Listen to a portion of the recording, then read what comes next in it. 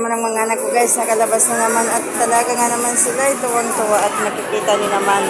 Ayan si kuya may mapaganyan-paganyan pang nalalaman sa buhay niya. At yan naman ang pangalawa. Tingnan niyo naman guys kung gaano ka-excited yan. Nakalabas na naman sila pagkatapos ng Pasko. Pagkatapos ng Pasko ngayon lang ulit sila nakalabas. Ayan, tingnan niyo nga naman kung gaano kagalit yan. Hi Nak!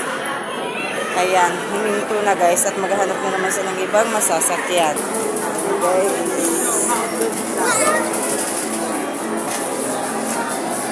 And guys, kita-kita nyo naman kung gaano kapalitan mo yan. Ganun na ganun yung sister Manila pag sila din dito sa mall. Ayan, dito sa tatay nila. Ayan guys, nakita na siya at ayan na maglalaro na daw yan ang kung saan na gusto. Ay, saan kaya maglalaro yan guys. Tingnan natin.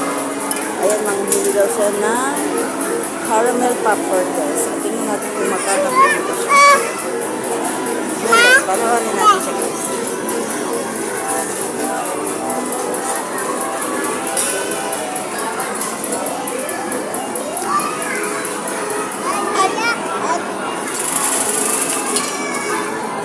Yung makulit na naman ang siyang maglalaro. Tingnan natin. Ako guys, walidin, bokya.